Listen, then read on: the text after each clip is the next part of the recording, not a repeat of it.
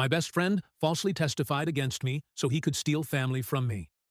It's now 10 years later, and I just found out he's laying hands on my daughter. I'm going nuclear. 10 years ago, my wife and I were in a custody battle over our daughter right after our divorce. The whole thing was ugly, but nothing prepared me for the betrayal that hit in the courtroom. My best friend, the guy I'd known since high school, took the stand out of nowhere. I remember feeling relieved at first, because surely he was there to back me up. Instead, he looked me dead in the eyes and started crying, saying how he watched me violently shake my daughter during one of my rage episodes. My jaw dropped. I looked at him like it was a bad dream. He started showing doctored texts and video clips of me and my daughter. Our happy moments twisted into painting me out as an abusive monster. I looked over at my wife, who was putting on crocodile tears, as if every word he was saying was true. The judge stared at me with disgust. My lawyer wasn't ready for it. Even he looked at me like I was a liar when I told him this was fake. That day, I lost everything. No visitation, no phone calls, nothing. When I stepped outside the courtroom, I could barely breathe. I gathered my things and went home, proceeding to drown my sorrows in alcohol. Once hammered, I called my best friend, slurring my speech and demanding to know why he destroyed my life. But all I got back was laughter, cold and smug. He told me flat out, "I've wanted your wife to be mine for so long. You know how sick I can get when I'm in love." Then my ex-wife took the phone, her voice dripping with cruelty. "He'll be a better father to her than you ever were. You'll never see your daughter again." I started crying over the phone, begging them to tell me they were joking. Instead, my ex poured salt into my wound. She told me that they had been sleeping together behind my back for 2 years, planning exactly how to take my daughter from me. The whole thing was an orchestrated lie to ruin my life. I was devastated. I should have confronted them, but I didn't. I moved states, started over, but I never gave up hope.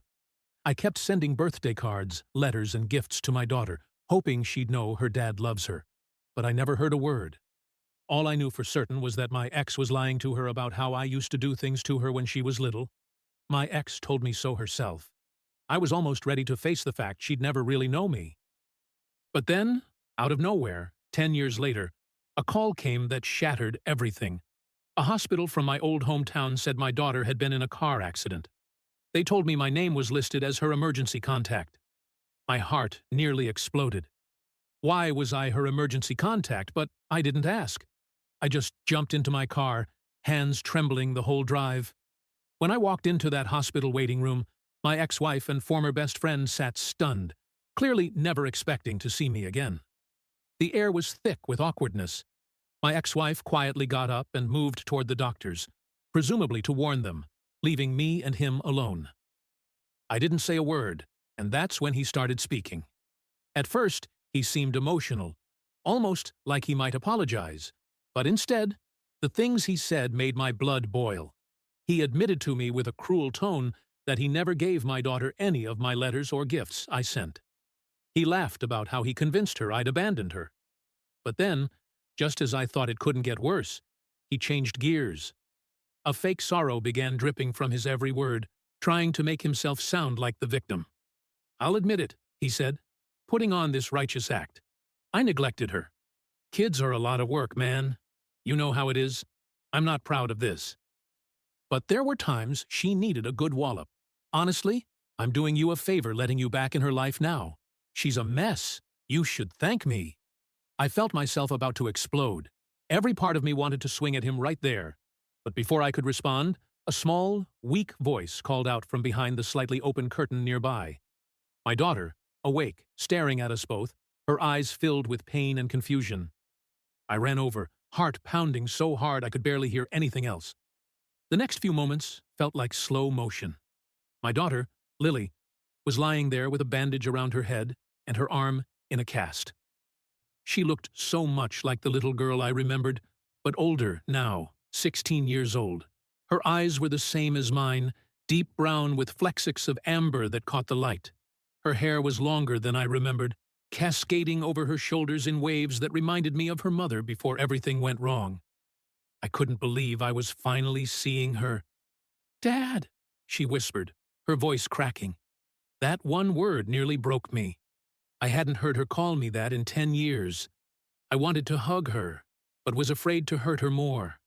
I just stood there, frozen, tears streaming down my face. The antiseptic smell of the hospital room faded away as I focused entirely on her face, trying to memorize every detail in case this moment was snatched away from me again. My ex-wife, Denise, came rushing back with a nurse. She tried to position herself between me and Lily. The nurse checked Lily's vitals while Denise glared at me. Her face had aged, lines of bitterness etched around her mouth that hadn't been there before. I stood my ground. The hospital called me. I'm still her father. My voice was steadier than I expected, drawing strength from Lily's presence. My former best friend, Russell, joined us now. He put his hand on Denise's shoulder like he owned her. The gesture made me sick. He'd gained weight over the years, his once athletic frame now soft and imposing. His eyes still held that manipulative gleam I'd been too blind to see when we were friends. Let's not make a scene, he said with that fake, concerned voice. This isn't about us. It's about Lily. The nurse finished checking Lily's monitors and turned to all of us. She needs rest. Only immediate family should stay. She was young, probably new to navigating family drama in her ward. Denise immediately pointed at me. He's not family anymore. Her voice was sharp, cutting through the air between us. The nurse looked confused. I pulled out my wallet and showed her my ID. I'm her biological father. The hospital called me as her emergency contact. My hands were shaking slightly as I held out my driver's license. This seemed to surprise the nurse. She looked at Lily, who was watching this whole exchange with wide eyes. Lily, who would you like to stay with you? Denise cut in before Lily could speak. She's a minor. I make the decisions. Her knuckles were white as she gripped the side rail of Lily's bed. I want my dad, Lily said, quietly but firmly. The shock on Denise and Russell's faces was priceless. They clearly hadn't expected this. The nurse nodded and started ushering them out. Denise tried to protest, but the nurse was firm. The patient has requested privacy with her father. Please respect that. Once they were gone, I pulled a chair next to Lily's bed. The vinyl squeaked beneath me as I sat down. We sat in silence for a moment. I had rehearsed what I'd say to her 1,000 times over the years, but now my mind was blank. The steady beep of her heart monitor punctuated the silence between us. They told me you left us, she finally said, that you didn't want me. Her voice was small, carrying the weight of a decade of abandonment. My heart shattered all over again. That's not true, Lily. I've thought about you every single day. I sent cards, letters, presents. I swallowed hard, fighting back a fresh wave of tears. I never got anything, she said, tears forming in her eyes. One escaped, trailing down her cheek. I wanted to wipe it away, but wasn't sure if I should touch her yet. I know. I just found out they kept everything from you. I clenched my fists in my lap, anger mixing with my grief. Lily looked down at her hands. The IV tube snaked from her arm to a machine beside the bed. I heard what Russell said to you about hitting me. Has he hurt you, Lily? I asked gently. She didn't answer directly. Instead, she asked, Did you really hurt me when I was little? Mom always said you had anger issues. No, Lily, never. I would never hurt you. They lied in court. Russell made up stories to help your mom get full custody. I leaned forward, desperate for her to believe me. Why would they do that? She asked. I sighed. Russell wanted your mom. They were together before the divorce. Even now, saying it out loud made my stomach turn. I found some old pictures of you in the attic last month. Mom always said you were dangerous, but you looked so normal, happy. You were holding me and smiling. It didn't match what they told me. She picked at the edge of her blanket, a nervous habit I remembered from when she was small. What else did you find? I asked, my heart racing. Letters in a box with my name on it. They were all opened. From you. She looked up at me, her eyes searching mine. You found my letters? I could barely get the words out. She nodded. That's why I put you as my emergency contact. I memorized your number from one of the letters. I wasn't sure if it was still good, but before I could respond, A doctor came in. He introduced himself as Dr. Stevens and explained Lily's injuries. Concussion, broken arm, some bruising. She was lucky. The car had hit a tree, but the airbags deployed properly. He was middle-aged with kind eyes that seemed to understand more than he was saying. "Who was driving when the accident happened?" I asked. She shook her head. Russell was. He was angry. Driving too fast. Her voice trembled slightly as she recalled it. The doctor looked uncomfortable. "We've noted that in her chart. There are some concerns about the home situation that we need to address." He glanced meaningfully at me. I nodded, understanding what he was implying. "I'm her father. I want to help." My voice was firm, resolute. After he left, Lily reached for my hand. Her touch was tentative, like she wasn't sure if she was allowed. Her fingers were cold against my palm. "Will you stay?" "As long as you want me to," I promised. We talked for almost an hour. She told me about school, her friends, her life. She liked art and wanted to study design someday. She had a best friend named Emma who stood by her even when things got bad at home. I shared stories about when she was little, memories she didn't have. How she used to insist on wearing rain boots even on sunny days. How she once tried to free all the goldfish at a pet store because she thought they looked sad. It felt surreal, like I might wake up any moment and find this was all a dream. Eventually, a nurse came to check on Lily again. She mentioned visiting hours would be ending soon. I didn't want to leave, but I knew I couldn't push too hard, too fast. "I'll be back first thing tomorrow," I promised. She looked worried. "What if they don't let you?" The fear in her voice broke my heart all over again. "I'll figure something out. I'm not disappearing again." I stood up reluctantly, already dreading the separation. As I was leaving, I ran into Russell in the hallway. He blocked my path, his bulk taking up most of the corridor. Having a nice reunion, he sneered. "Don't get used to it." His breath smelled of coffee and cigarettes. "I know what you did," I said, keeping my voice low. "Lily told me everything." He shrugged. "Prove it. Nobody's going to believe you now, just like nobody believed you then." His smug confidence made my skin crawl. "She found my letters. Russell, she knows you've been lying to her for years." Something flashed in his eyes. "Worry. Maybe she's confused from the accident. Once she's home, things will go back to normal." "She's not going back to your home," I said firmly. "Not after what you've done." He stepped closer. "Watch yourself. One call to the police about you harassing us, and you'll never see her again." His voice was low, threatening. Outside the hospital, I sat in my car for a long time. My mind was racing. I needed a plan. I couldn't lose Lily again. Not now that she knew the truth. I called my old lawyer, left a message explaining the situation. Then I found a hotel nearby and checked in. That night, I could barely sleep. I kept thinking about Lily in that hospital bed, about what might happen when she was discharged. Would Denise and Russell take her home and cut me off again? Would they punish her for contacting me? The next morning, I was back at the hospital as soon as visiting hours started. To my relief, neither Denise nor Russell was there yet. Lily was awake, looking better than yesterday. Some color had returned to her cheeks, and she smiled when she saw me. "You came back," she said, sounding surprised. "Of course I did," I replied, sitting beside her bed. "I promised, didn't I?" We talked more, filling in the 10-year gap between us. She asked about where I live now, my job, if I had a new family. I told her everything, how I'd never stopped thinking about her. After I found your letters, things got worse. Russell found out I was looking through the attic. He got really mad. She twisted the hospital bracelet around her wrist nervously. "Did he hurt you?" I asked, trying to keep my voice calm. She nodded slightly. He grabbed my arm really hard, left bruises. It wasn't the first time. She pulled up her sleeve, showing me fading yellowish marks on her upper arm. The doctors saw them yesterday. They asked a lot of questions. "They're going to help us, Lily," I said. "We'll make sure you're safe."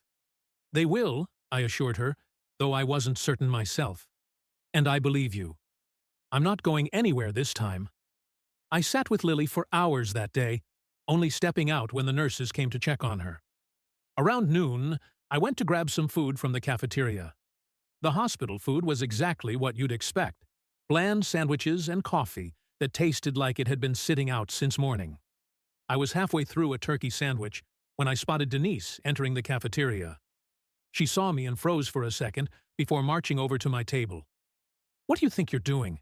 she hissed, keeping her voice low enough that the elderly couple at the next table couldn't hear. Her hair was pulled back in a tight ponytail, making her face look sharper than I remembered. I kept eating my sandwich, trying to stay calm. "I'm visiting my daughter in the hospital. Pretty normal dad stuff. You're not her dad anymore. You haven't been for 10 years. She leaned in closer. "You need to leave now." I put my sandwich down and looked her straight in the eyes. "Lily wants me here, and I'm not going anywhere." Denise's face flushed red. She doesn't know what she wants. She's confused from the accident. She found the letters. "Denise." I watched her face carefully. "She knows you've been lying to her." For a split second, I saw panic in her eyes before she regained her composure. Those letters were from a dangerous man who couldn't control his temper. I was protecting her. I shook my head. "You can keep spinning that story, but Lily's old enough now to see through it." Denise grabbed my arm, her nails digging into my skin. "Listen to me. You walk away now, or I'll make sure you regret coming back." I pulled my arm away like you did 10 years ago. "I'm not that same guy anymore, Denise. I'm not running this time." She stood up straight, smoothing her blouse. "Russell will be here soon. He's not as patient as I am." "Yeah, I heard all about his patience from Lily. Sounds like he's got quite the temper." I emphasized the last word, throwing her own accusations back at her. Her eyes narrowed. "You don't know anything about our family." "I know enough," I replied, gathering my trash. "And so does the hospital staff." I walked away, leaving her standing there. My heart was pounding, but I felt stronger than I had in years. I wasn't going to let them intimidate me this time. When I got back to Lily's room, a social worker was there talking to her. She introduced herself as Amber Wilson from Child Protective Services. She was young, probably early 30s, with kind eyes behind professional-look glasses. "Mr. Carter, I'm glad you're here," she said, extending her hand. "I'd like to speak with you as well." I shook her hand, trying not to look as nervous as I felt. Of course, Amber explained that the hospital had reported concerns about Lily's home situation based on comments she'd made to the medical staff and the circumstances of the accident. She was doing a preliminary assessment. "Lily has shared some concerning information about her home life," Amber said carefully. "I understand you haven't been in the picture for some time." I nodded, glancing at Lily, who was watching us intently. "Not by choice. I lost custody when she was 6. Her mother and her mother's husband kept us apart." "I see." Amber made a note on her tablet. "And you're back in contact now because of the accident?" "Yes, I was listed as her emergency contact." I still couldn't believe Lily had done that. Amber turned to Lily. "And you put your father as your emergency contact recently?" Lily nodded. "Last month, after I found his letters, Amber asked a few more questions, mostly directed at Lily, about Russell's behavior, about the accident, about how things were at home. Lily answered honestly, describing Russell's angry outbursts, how he'd grab her arm hard enough to leave bruises, how he'd been drinking before the accident. He was yelling at me about something stupid. Lily explained, "I forgot to put away the dishes or something. He said we were going for a drive to talk about my attitude. He was driving way too fast, and I told him to slow down. That just made him madder." Amber nodded, her face professional. But I could see the concern in her eyes. What happened next? He turned to yell at me and didn't see the curve coming. We went off the road. Lily's voice was steady, but her hands were trembling. The car hit a tree. He wasn't wearing his seatbelt. I felt sick imagining it. Lily could have been cold because of that jerk's temper. Amber asked me a few more questions about my current living situation, my job, my relationship with Lily. I answered everything honestly. I had a stable job as an IT specialist, a decent 2-bedroom apartment, and while I hadn't been allowed to be part of Lily's life, I'd never stopped trying.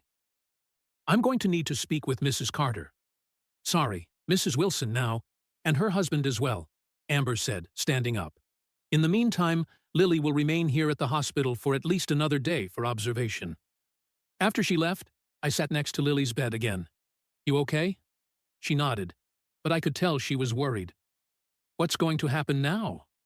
I don't know exactly, I admitted.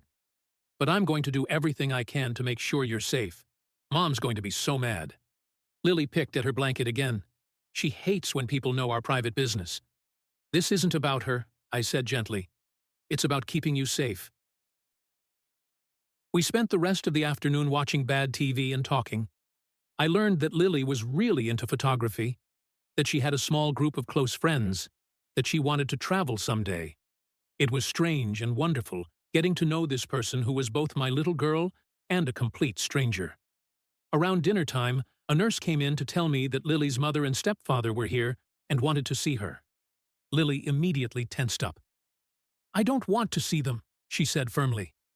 The nurse looked uncomfortable. They're insisting. They are her legal guardians. I stood up. It's okay. I'll go talk to them. Lily grabbed my hand. Don't leave me alone with them. I won't. I promised. I'll be right back. I found Denise and Russell in the waiting area. Russell looked worse for wear, with a bandage on his forehead and a neck brace. Good, I thought, then immediately felt guilty for thinking it. We want to see our daughter, Denise said immediately. The nurse said, You're in there. Lily doesn't want to see you right now, I replied, keeping my voice level. She's still recovering. Russell stepped forward, wincing slightly. You don't get to make that call. We're her parents. I'm her parent too, I said. And she specifically asked not to see you. This is ridiculous, Denise snapped. You show up after 10 years and suddenly you're Father of the Year. I didn't show up. I was called because my daughter was in an accident. An accident that happened because I nodded toward Russell, was driving angry and hammered. Russell's face darkened. You don't know what you're talking about. Actually, I do. Lily told me everything. She told the doctors everything. She told the social worker everything. That got their attention. Denise's eyes widened. What social worker? From CPS. She was here earlier. Apparently, the hospital had some concerns about how Lily got those bruises on her arms. I crossed my arms, standing my ground. Russell took another step toward me, his face inches from mine. You called CPS on us, you son of a— I didn't call anyone? I interrupted. The hospital did standard procedure when they suspect abuse. Denise put her hand on Russell's arm, pulling him back. There's been a misunderstanding. Lily is clumsy. Always has been. She falls a lot. That's not what she says, I replied. And I believe her. Russell jabbed a finger at my chest. You think anyone's going to take your side after what you did? I didn't do anything, I said firmly. You both know that. You made it all up to take Lily away from me. Prove it, Russell sneered. It's your word against ours, and we have the court records to back us up. A nurse approached us, looking concerned. Is everything all right here? Fine, Denise said quickly, plastering on a fake smile. We're just having a family discussion. The nurse didn't look convinced. Well, please keep your voices down. This is a hospital. After she walked away, Denise turned back to me. We're going to see our daughter now. She doesn't want to see you, I repeated. And after what Russell did, putting her in the hospital, I don't blame her. That was an accident, Russell growled. Driving hammered with your kid in the car isn't an accident. It's a crime. I stood my ground, not backing down. Denise's face hardened. You're making a big mistake coming back like this. We built a life without you. Lily doesn't need you swooping in now, confusing her. She found my letters, Denise. She knows I never abandoned her. I watched her face carefully. She knows you've been lying to her for years. Something flickered in Denise's eyes. Fear, maybe. Those letters were from a dangerous man. I was protecting her. No, you were protecting yourself and your boyfriend here. I nodded toward Russell. But it's over now. Lily knows the truth. Russell stepped forward again, but Denise held him back. This isn't over, she warned. Not by a long shot. They left, and I returned to Lily's room, feeling shaken but determined. When I told her what happened, she looked relieved that she didn't have to see them. They'll be back, she said quietly. They always come back angrier after something like this. I won't let them hurt you, I promised. though I wasn't entirely sure how I'd keep that promise. That night, I slept in the chair next to Lily's bed. It was uncomfortable, but there was no way I was leaving her alone in that hospital. Around midnight, I woke up to find her watching me. "You're still here?" she whispered, sounding surprised. "Of course I am," I whispered back. "I told you I'm not going anywhere." She smiled a little, then went back to sleep. I stayed awake for a long time after that, watching her breathe, still amazed that I'd found her again. The next morning, Dr. Stevens came by to check on Lily. He seemed pleased with her progress and mentioned she might be discharged the following day. "Where will she go?" I asked, voicing the question that had been keeping me up all night. Dr. Stevens glanced at Lily, then back at me. "That's something you'll need to discuss with CPS. Miss Wilson mentioned she'd be back this morning." Sure enough, Amber from CPS arrived about an hour later. She asked to speak with me privately, so we stepped out into the hallway. "I've spoken with Mrs. Ant Wilson and Mr. Peterson," she said, referring to Denise and Russell. "They deny any abuse, of course." "Of course they do," I muttered. "However," Amber continued, "the hospital has documented Lily's injuries, including bruising patterns inconsistent with the car accident, and Mr. Peterson's blood alcohol level was above the legal limit when they were brought in." My heart raced. "So, what happens now?" "Given the circumstances, we're recommending Lily be placed in temporary alternative housing while we investigate further." Amber adjusted her glasses. "Do you have a place where she could stay?" I blinked, surprised. "With me?" "Yes, absolutely. I have a spare bedroom in my apartment. You'd need to undergo an emergency home assessment, but given that you're her biological father with no documented history of abuse..." She paused. "Wait, there was something in the file about a custody case?" My stomach dropped. 10 years ago? Yes, my ex-wife and her boyfriend, now husband, made false accusations. I lost custody. Amber frowned. "That complicates things. We'll need to review those records." "They lied," I said desperately. "Russell admitted it to me at the hospital. They wanted Lily for themselves, so they made up stories about me." "I understand, but I need to follow protocol." Amber's voice was sympathetic but firm. "In the meantime, we need to find a safe placement for Lily." "Please, I said she wants to be with me. She's the one who put me as her emergency contact. She found my letters and realized they'd been lying to her all these years." Amber considered this. "Let me make some calls. We might be able to arrange a temporary placement with you, pending a full investigation, but I can't make any promises." After she left, I went back to Lily's room and explained the situation as gently as I could. She looked terrified at the thought of going back to Denise and Russell. "I won't let that happen," I promised. "Even if you can't stay with me right away, they won't send you back there while CPS is investigating." "Where would I go?" she asked, her voice small. "Maybe a temporary foster home. Just until they sort everything out." I tried to sound more confident than I felt. Lily's eyes filled with tears. "I just found you again. I don't want to go to strangers." I held her hand, feeling helpless. "I know, sweetheart. I'm doing everything I can." Later that afternoon, Amber returned with news. She'd spoken to her supervisor and reviewed the hospital reports. Given the circumstances, they were willing to place Lily with me temporarily while they investigated further. I'd need to submit to a background check and home assessment, but they could expedite the process. "Really?" Lily's face lit up for the first time since I'd arrived at the hospital. Amber nodded. "It's not permanent yet. There will be follow-up visits and interviews, but for now, yes, you can stay with your father when you're discharged." I could have hugged her. "Thank you. Thank you so much." After Amber left, Lily and I started making plans. I'd need to get some things for her room, figure out school arrangements, all the practical details I'd missed out on for 10 years. It was overwhelming, but in the best possible way. Our planning was interrupted when a nurse came in looking uncomfortable. "Mr. Carter, there's a police officer here who wants to speak with you." My heart sank. Had Denise and Russell called the police on me somehow? I followed the nurse out to find a uniformed officer waiting. He introduced himself as Officer Jenkins, a middle-aged man with a serious expression. "I understand you're Lily Carter's father," he asked. I nodded, trying to stay calm. "Yes, that's right. I need to ask you some questions about the accident and the events leading up to it. His tone was professional, giving nothing away. I explained that I hadn't been there, that I'd only arrived after being called as Lily's emergency contact. Officer Jenkins took notes, then asked about my relationship with Lily and her mother. We've been estranged for 10 years, I admitted. Her mother and stepfather kept us apart. And how did you feel about that? He asked, watching me carefully. Devastated, I answered honestly. I never wanted to lose my daughter. I've been trying to contact her for years. Officer Jenkins nodded.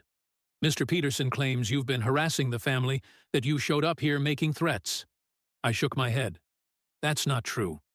The hospital called me because Lily listed me as her emergency contact. I haven't had any contact with them in years. He says you threatened him in the waiting room yesterday. I didn't threaten anyone, I insisted. We had a conversation. It was tense, but there were no threats. Officer Jenkins made another note.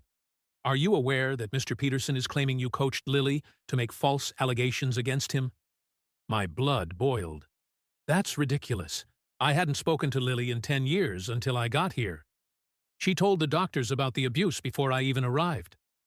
I understand, Officer Jenkins said, his expression neutral. I'm just following up on the report.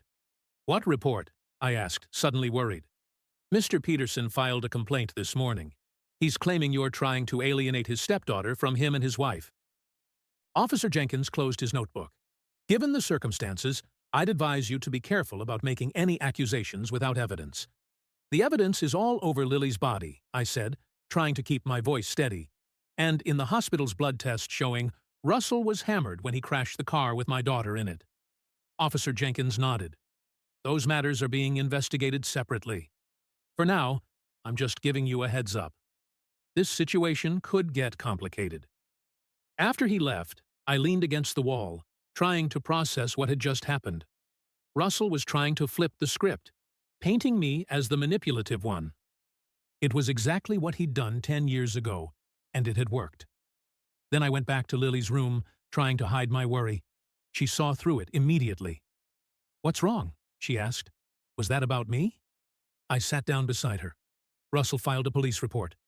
He's claiming I'm manipulating you into making false accusations against him. Lily's face hardened. That's what he always does. Turns everything around, so he's the victim.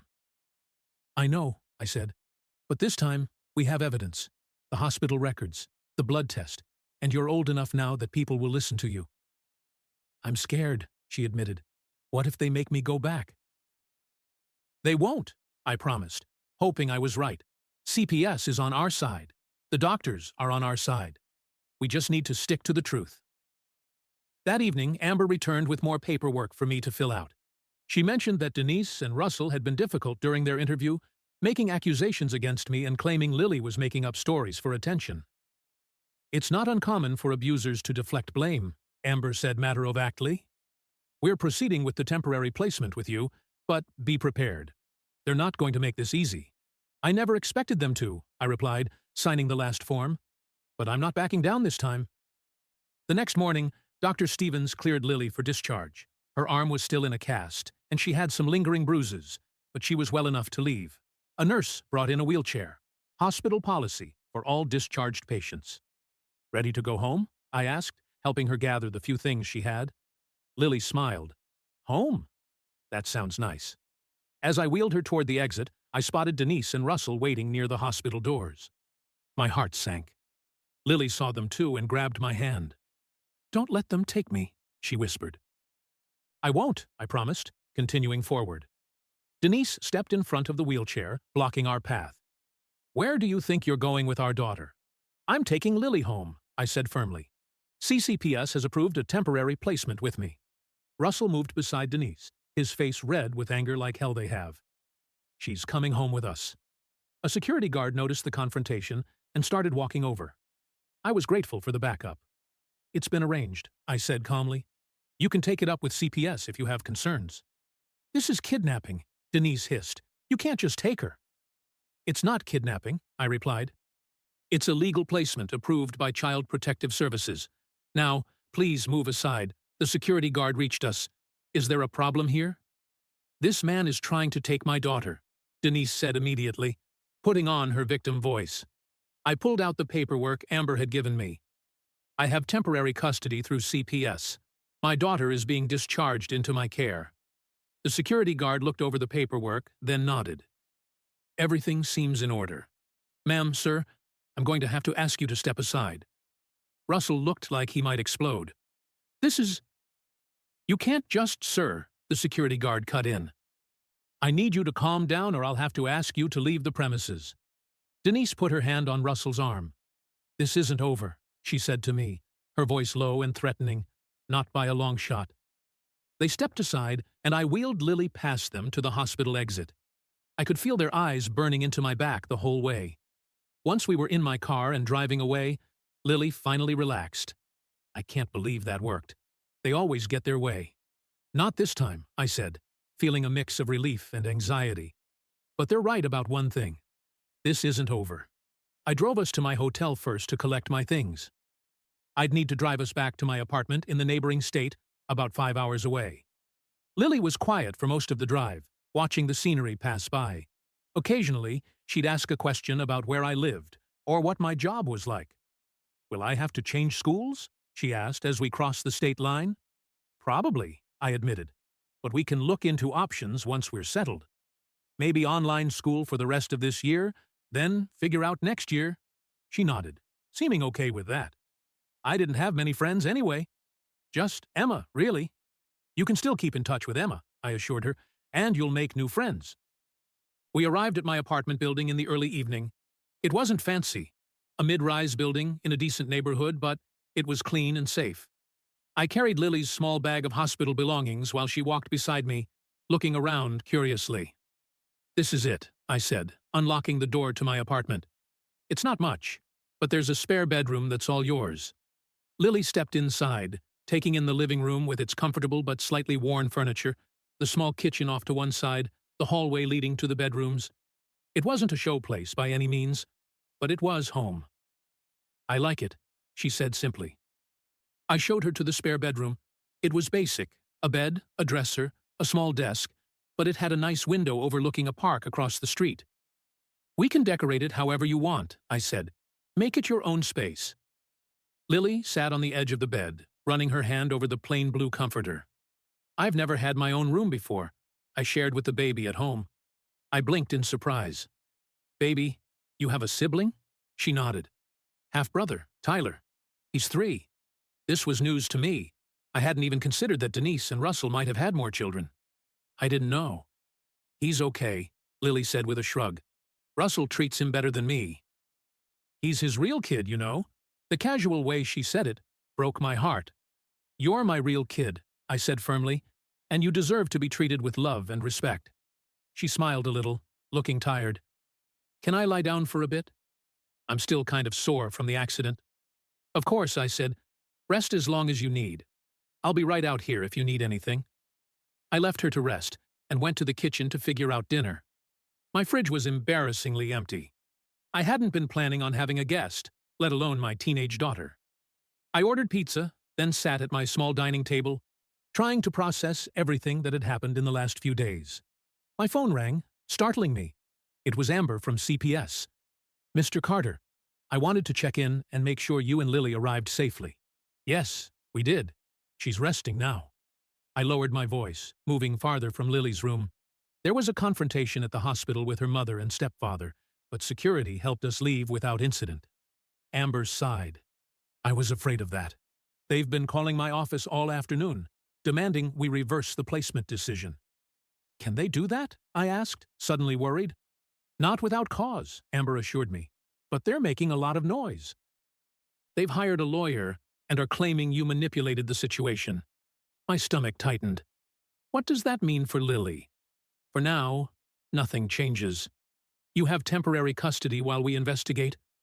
I'll be conducting a home visit next week to check on Lily and see how she's settling in. After we hung up, I sat there feeling uneasy. Denise and Russell weren't going to give up easily. They'd taken Lily from me once before with lies and manipulation. I couldn't let that happen again. The pizza arrived, and I went to wake Lily. She came out looking groggy but hungry. We ate at the small dining table, talking about mundane things. Her favorite pizza toppings, TV shows she liked, normal father-daughter stuff that felt anything but normal after 10 years apart. After dinner, Lily helped me clean up, moving around the kitchen like she was trying to memorize where everything went. It struck me that she might be worried this was temporary, that she'd be sent back to Denise and Russell. "You know," I said casually, "we should make a list of things you need. Clothes, school supplies, whatever would make you feel more at home here." She looked up, surprised. "You think I'll be here that long?" "I hope so," I said. "Honestly, I'm going to do everything I can to make that happen." She nodded, but I could tell she was afraid to hope too much. "Can I take a shower? I still feel gross from the hospital." "Of course. Let me show you how the shower works. It's a little tricky." After I showed her the bathroom and gave her a clean towel, I went back to the living room and called my lawyer. I'd left him a message the day before, but hadn't heard back. This time, he answered. "Mike, it's been a long time," he said, sounding surprised. "What's this about your daughter?" I explained everything. Lily's accident, the abuse allegations against Russell, the temporary custody arrangement. Stephen listened without interrupting, then let out a low whistle. "That's quite a situation. And you're sure the abuse allegations are legitimate?" "Absolutely," I said firmly. "The hospital documented bruising consistent with abuse, not just from the accident. And Russell was hammered when he crashed the car with Lily in it." "That helps," Stephen said. "But be prepared. If they fought this dirty 10 years ago, they'll do it again. They might try to use the old custody ruling against you." "Can they do that?" "It was based on lies." "It's still a legal precedent," Stephen warned. "We'd need to prove those allegations were false, which isn't easy after all this time." I thought about what Lily had told me about finding my letters. Lily found evidence that they've been hiding my communications from her. She knows they lied about me abandoning her. That's helpful, but not definitive proof of the other allegations being false. Stephen paused. "What we need is for Russell to slip up, to admit what they did." I remembered Russell's smug face at the hospital, how he bragged about keeping my letters from Lily. He's arrogant. He might, if pushed. "Don't do anything stupid," Stephen warned. "Let me handle the legal side. I'll file for permanent custody based on the abuse allegations and the CPS placement. In the meantime, focus on taking care of Lily and documenting everything." After we hung up, I sat there thinking about what Stephen had said. We needed proof that Denise and Russell had lied 10 years ago. But how could I get that after all this time? Lily came out of the bathroom, her hair wet, and wearing the same clothes she'd had at the hospital. I made a mental note to take her shopping as soon as possible. "Feel better?" I asked. She nodded, sitting next to me on the couch. "What happens now?" "Now we take it one day at a time," I said. "Tomorrow we'll go shopping, get you some clothes and things for your room. We'll need to figure out school eventually, but that can wait a bit." "What about Mom and Russell?" she asked, her voice small. "They won't just let me stay here." "No, they probably won't," I admitted. "But we have the law on our side this time, and the truth." She leaned against my shoulder, a gesture so natural and yet so surprising after all these years apart. "I'm glad I found your letters." "Me too, sweetheart," I said, my throat tight with emotion. "Me too." The next few days fell into a strange new routine. We went shopping for clothes and school supplies. I called my boss and explained the situation, arranging to work remotely for a while. Lily and I spent hours just talking, filling in the gaps of the past 10 years.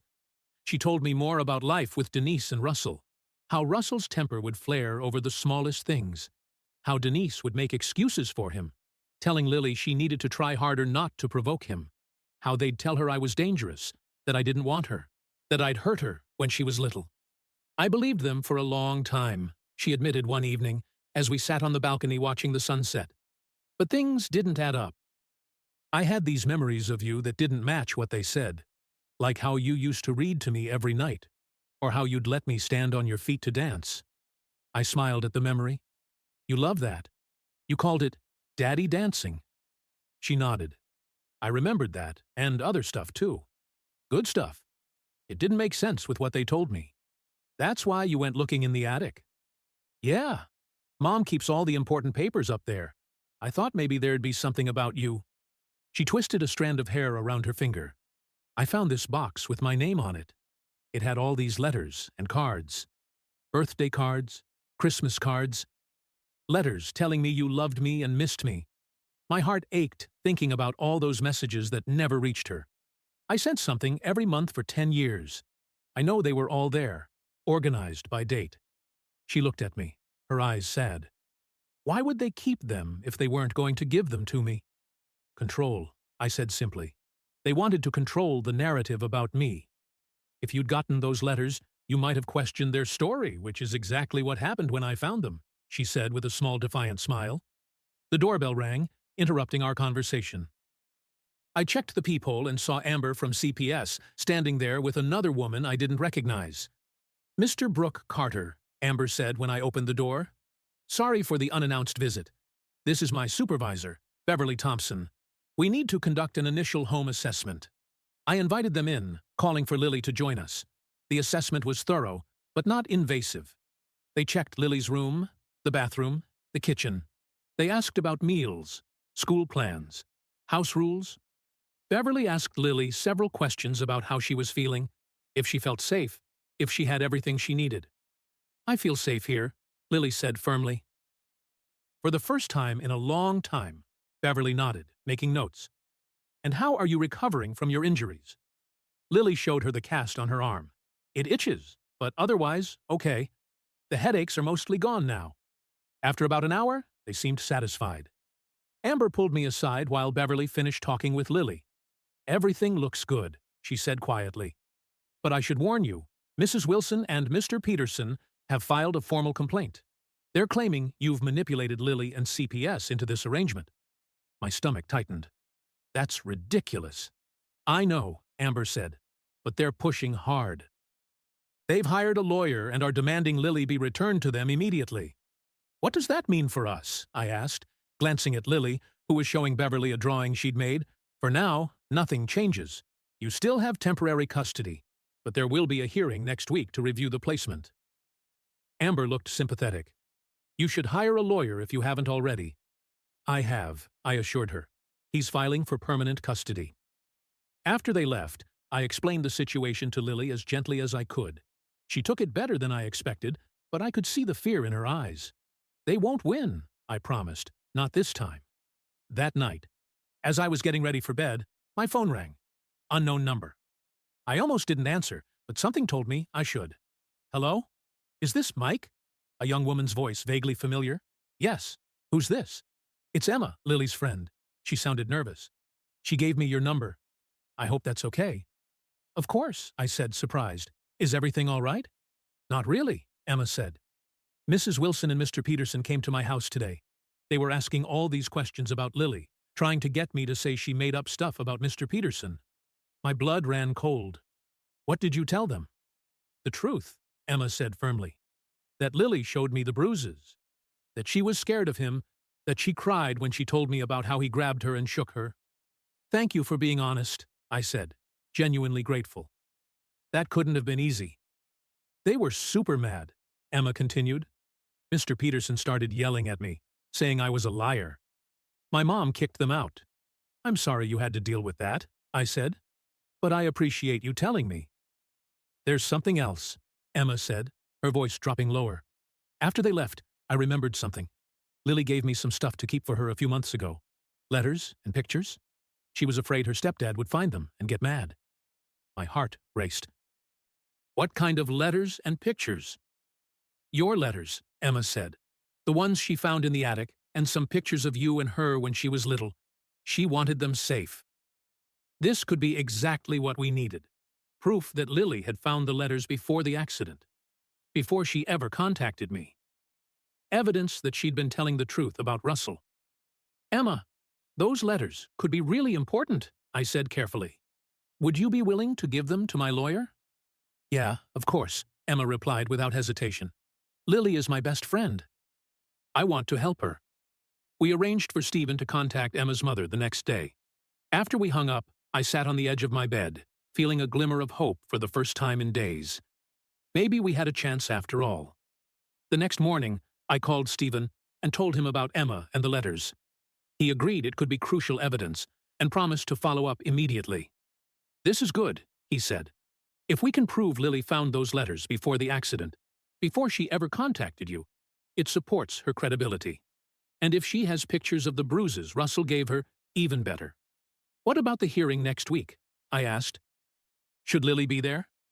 Probably not for the whole thing, Stephen advised. But the judge might want to speak with her privately. We'll prepare her for that possibility. After I hung up, I found Lily in the kitchen making toast. She looked up when I came in, immediately picking up on my mood. What's wrong? She asked.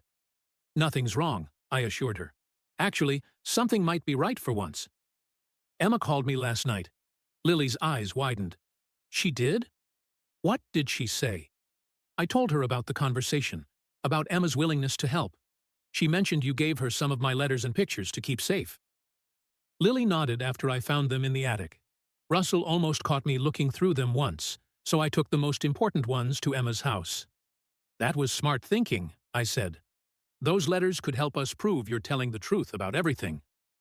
For the first time since the accident, Lily smiled, a real hopeful smile. Really? Really? I confirmed. Our lawyer is contacting Emma's mom today to get them. We spent the rest of the day making plans. I enrolled Lily in online classes to finish out the school year.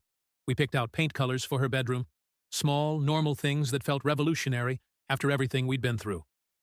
That evening, Stephen called with an update. He'd spoken with Emma's mother, who was fully supportive and had already gathered the letters and pictures Lily had left with them. He'd arranged to pick them up the next day. There's something else, Stephen added. Emma told her mother about other incidents she witnessed, times when Russell was aggressive with Lily. She's willing to provide a statement.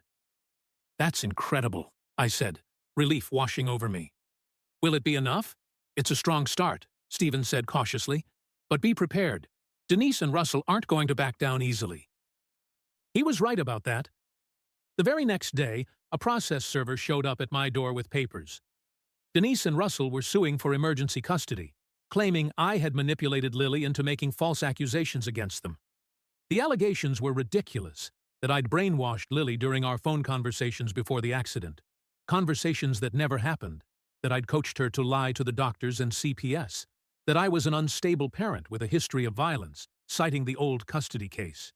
I called Stephen immediately, my hands shaking with anger as I read through the papers. They're lying again, just like 10 years ago. I expected something like this, Stephen said calmly. Send me the papers. We'll respond appropriately. When I told Lily about the lawsuit, she wasn't surprised either. That's what they do, she said with a wisdom beyond her years. They lie and twist things until they get their way. Not this time, I promised her. This time, we have evidence. This time, you're old enough to speak for yourself. The next few days were a whirlwind of preparation. Stephen collected Emma's statement and the letters Lily had hidden with her.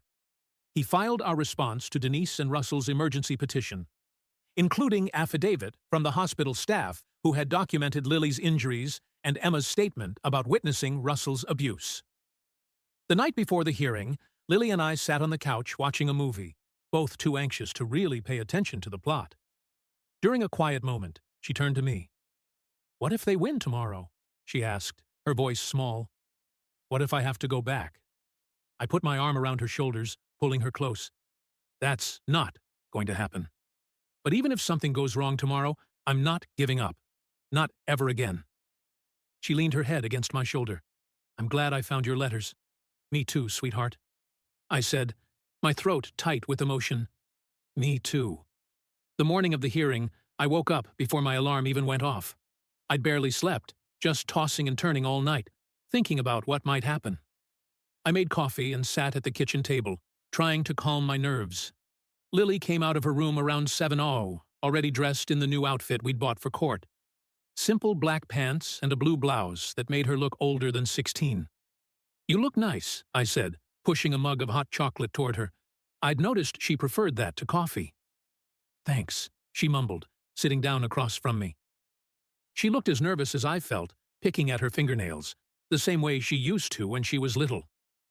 Everything's going to be okay, I told her, trying to sound more confident than I felt. Stephen is meeting us at the courthouse. He's got all the evidence we need. Lily nodded, but didn't look convinced. Russell always gets his way, she said quietly. He's really good at making people believe him. Not this time, I promised. This time, we have proof. We drove to the courthouse in silence. My hands were sweating on the steering wheel, and I kept checking the rearview mirror like I was expecting Denise and Russell to be following us or something. The courthouse looked exactly the same as it had 10 years ago when I'd lost everything. Same gray stone steps, same heavy wooden doors. I took a deep breath before getting out of the car.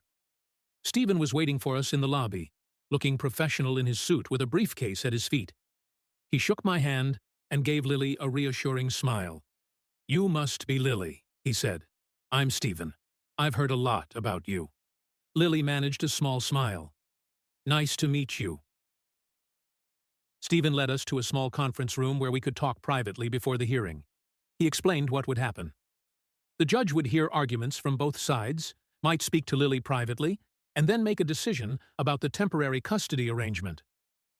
"What about their lawsuit?" I asked. "The one claiming I manipulated Lily." "We filed a motion to dismiss," Stephen said. "It's baseless, and I think the judge will see that, especially with the evidence we have." He opened his briefcase and pulled out a folder. Emma's statement is very compelling. She details multiple incidents where she witnessed Russell's aggressive behavior toward Lily, and the letters and photographs are exactly what we needed. Lily leaned forward. "You have the pictures, too." Stephen nodded. "Emma's mother gave us everything, including some photos you took of bruises on your arms." Lily looked down at her hands. I was scared to show anyone else. Russell said if I ever told, he'd make things worse. I reached over and squeezed her hand.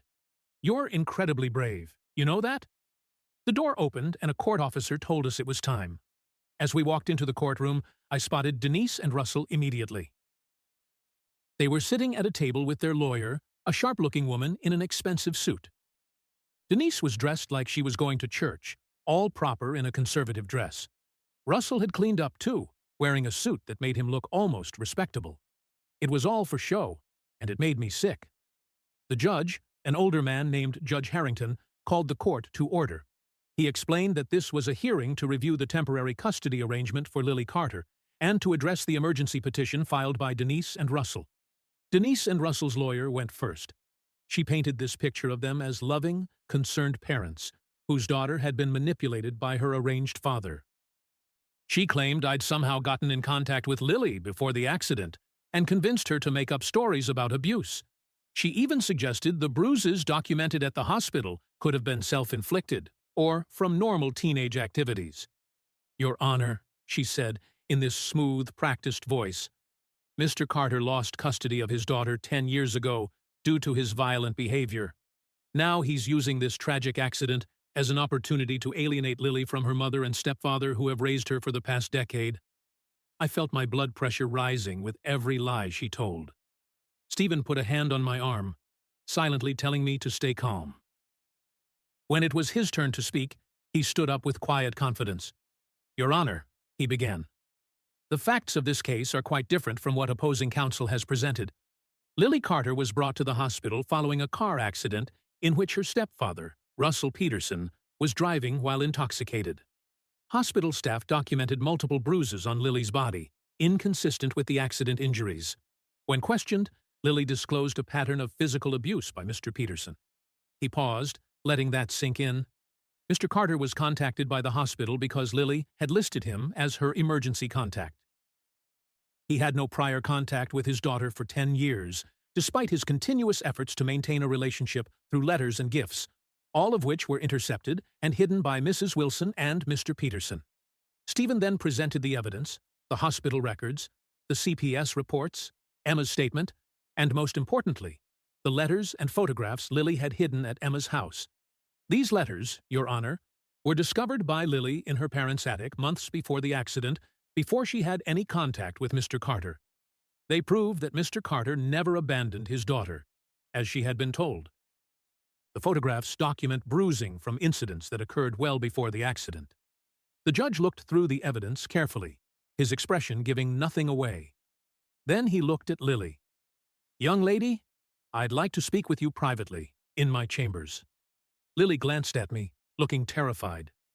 I gave her what I hoped was a reassuring nod. "It'll be okay," I whispered. "Just tell the truth." She followed the judge out of the courtroom.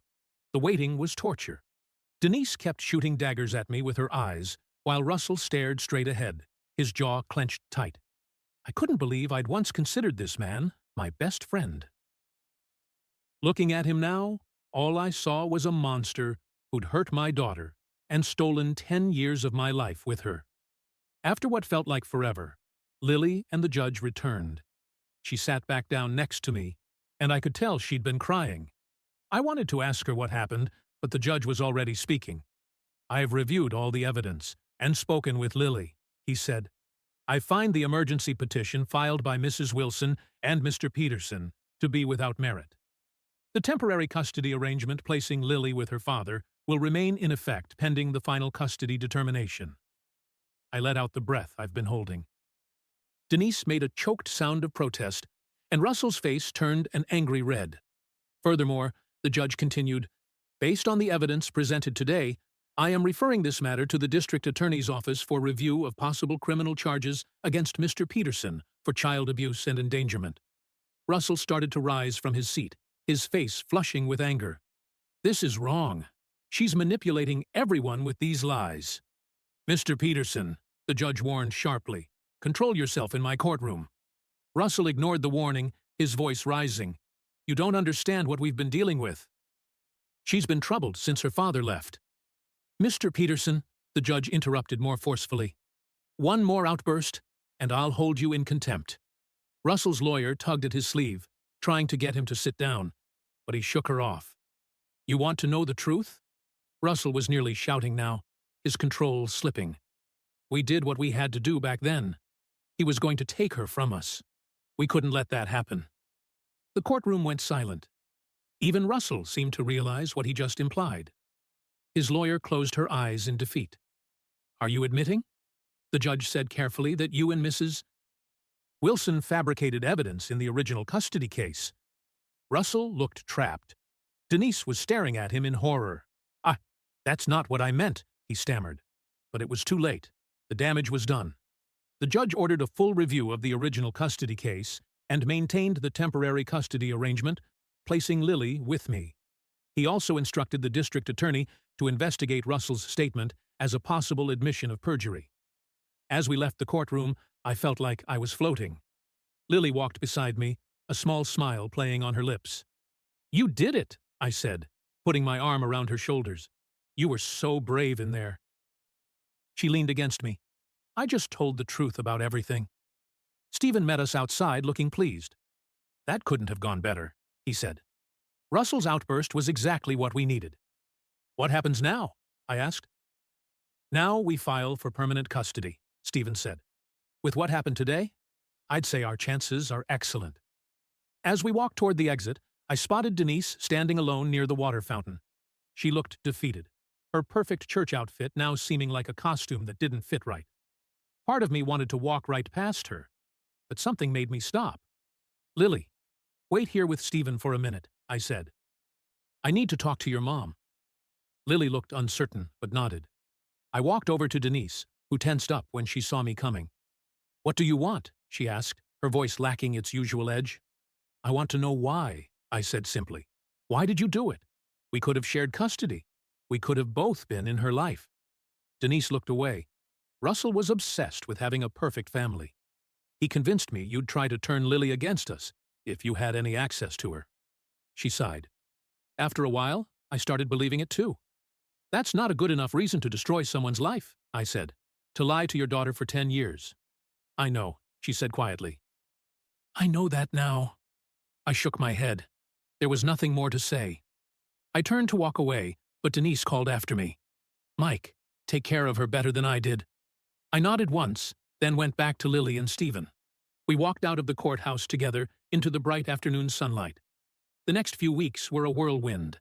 The district attorney decided to press charges against Russell for child endangerment related to the hammered driving accident and began investigating the perjury allegations. He eventually accepted a plea deal with community service and probation, a lighter sentence than I thought he deserved, but one that acknowledged his wrongdoing. Denise filed for divorce, finally seeing Russell for what he was. She didn't contest my petition for permanent custody of Lily, which surprised me. Lily settled into life with me more each day. We painted her room the soft green color she'd picked out. She started online classes to finish the school year and was doing well. Emma came to visit one weekend, the two girls staying up late, giggling and talking like normal teenagers. It was music to my ears. One evening, about a month after the hearing, Lily and I were making dinner together. She was chopping vegetables while I worked on the sauce, moving around each other in the small kitchen like we've been doing it for years instead of weeks. "Dad," she said, not looking up from the cutting board, "can I ask you something?" "Anything," I said, stirring the sauce. "Are you mad at Mom for what she did?" I paused, thinking about it. I was for a long time, but now I'm just sad about all the time we lost. Lily nodded, still focused on her chopping. "She called me yesterday. This surprised me." "Oh, what did she say?" "She apologized for lying to me about you, for staying with Russell even when she knew he was hurting me." Lily set down the knife and looked at me. She was crying. "How do you feel about that?" I asked carefully. Lily shrugged. "I don't know. Part of me is still really angry, but another part wants to forgive her," I suggested. "Maybe." Eventually, she picked up the knife and resumed chopping. "Is that okay?" "Of course it is," I said. "She's still your mom, and people make mistakes, even really big ones like Russell." I shook my head. What Russell did wasn't a mistake. It was deliberate cruelty. There's a difference. Lily seemed to accept this. We finished making dinner and ate at the small table, talking about normal things, her classes, my work, a movie we wanted to see that weekend. After dinner, we cleaned up together, then settled on the couch to watch TV. As some sitcom played in the background, Lily leaned her head against my shoulder. "I'm glad I found your letters," she said, for probably the 100th time since she'd come to live with me. "Me too, kiddo," I replied, putting my arm around her. "Me too." 2 months later, the judge made his final ruling. I was granted permanent custody of Lily. Denise was given visitation rights, which Lily decided she wanted to try, starting with supervised visits. Russell pleaded guilty to child endangerment and driving under the influence, receiving a suspended sentence and probation. The abuse investigation was ongoing, but with Lily safe with me, it wasn't our primary concern anymore. We celebrated the custody decision with a small party. Just me, Lily, Emma, and her mom, and a few of my friends from work, who had been supportive throughout the whole ordeal. I ordered pizza and bought a cake that said finally home on it, which made Lily roll her eyes. But I caught her taking a picture of it when she thought I wasn't looking. Later that night, after everyone had gone home and Lily was in her room texting with Emma, I sat on the balcony looking at the stars. My phone buzzed with a text from Stephen. "Congratulations again." "You did it," but I knew the truth. I hadn't done it. Lily had her courage in finding those letters, in putting me as her emergency contact, in telling the truth about Russell. That's what had changed everything. My phone buzzed again with another text, this time from Lily, even though she was just in the other room. "Thanks for not giving up on me." I smiled and texted back. "Never did, never will." A week later, Lily and I drove back to our old hometown. She wanted to get the rest of her things from Denise's house, and I'd promised to take her. It was strange being back, driving past familiar landmarks that now seemed to belong to another life. Denise's house, the house that used to be mine too, looked smaller than I remembered. The front yard was overgrown. The flower beds I used to maintain now full of weeds. Denise met us at the door, looking tired but sober. Russell was long gone, moved out after the divorce filing. "Lily's room is upstairs," she told me awkwardly. "Same as always," I nodded. "Thanks." Lily went up to pack her things while Denise and I stood in uncomfortable silence in the living room. The house was quiet, without Russell's domineering presence. "I'm sorry," Denise said suddenly, "for everything, for lying in court, for keeping her from you, for staying with him, even when I knew." She trailed off, tears in her eyes. I didn't say it was okay because it wasn't, but I nodded, acknowledging her apology. "What about Tyler?" I asked, remembering Lily's half-brother. "He's with my mother today," Denise said.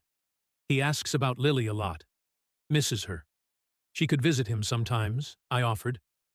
"If you want." Denise looked surprised, then grateful. "I'd like that." He would too. When Lily came down with her bags, the three of us stood there awkwardly for a moment. Then Denise hugged Lily, a a quick, uncertain embrace that Lily returned stiffly. "I'll call you about visiting Tyler," Denise said as we were leaving. Lily nodded. "Okay." In the car, Lily was quiet, looking out the window at the neighborhood where she'd grown up. I didn't push her to talk, letting her process everything in her own time. Finally, as we hit the highway heading home, she spoke. "It feels weird leaving." "I know," I said. "It's okay to have mixed feelings." She nodded. "I'm glad we're going home, though. Our home." "Me too," I said, feeling a warmth spread through my chest at her words. 6 months later, life had settled into a new normal. Lily started at her new high school and was doing well. She'd made a few friends and joined the photography club. She visited Denise and Tyler once a month, short visits that were slowly getting less awkward. Russell was out of the picture entirely, serving time for violating his probation. One evening, I came home from work to find Lily at the dining table, surrounded by papers and photos. "What's all this?" I asked, setting down my laptop bag. "I'm making a timeline," she explained, "for my photography project. It's about memory and perspective." I looked closer and saw she was arranging photographs chronologically. Baby pictures, toddler years, elementary school. There was a big gap, and then recent photos from the last 6 months with me. "I like it," I said. "But what's with the gap?" Lily smiled. "That's the point. The missing years. But look," she pointed to the edge of the table where she'd placed the letters I'd sent over the years, along with the few photographs she'd managed to save at Emma's house. "They're not really missing, just hidden for a while." I felt a lump in my throat. That's really powerful, Lily." She shrugged, but I could tell she was pleased. "I thought maybe I could enter it in the school art show if that's okay." "More than okay," I said. "It's amazing." That night, after Lily had gone to bed, I sat looking at her project still spread across the dining table. The timeline of our fractured, then mended relationship, the evidence of 10 years of separation, and the small bridges that had kept us connected even when we didn't know it. Letters never received, but somehow still finding their way to her. I carefully picked up one of the photos, Lily at about 4 years old, sitting on my shoulders at the zoo, both of us laughing at something off camera. I remembered that day perfectly, how she'd been so excited to see the elephants that she couldn't stop bouncing, how her little hands had held tight to my hair as I carried her on my shoulders. I put the photo back in its place on the timeline. The past was the past. What mattered was now Lily safe and happy, living the life she deserved, and me finally able to be the father I'd always wanted to,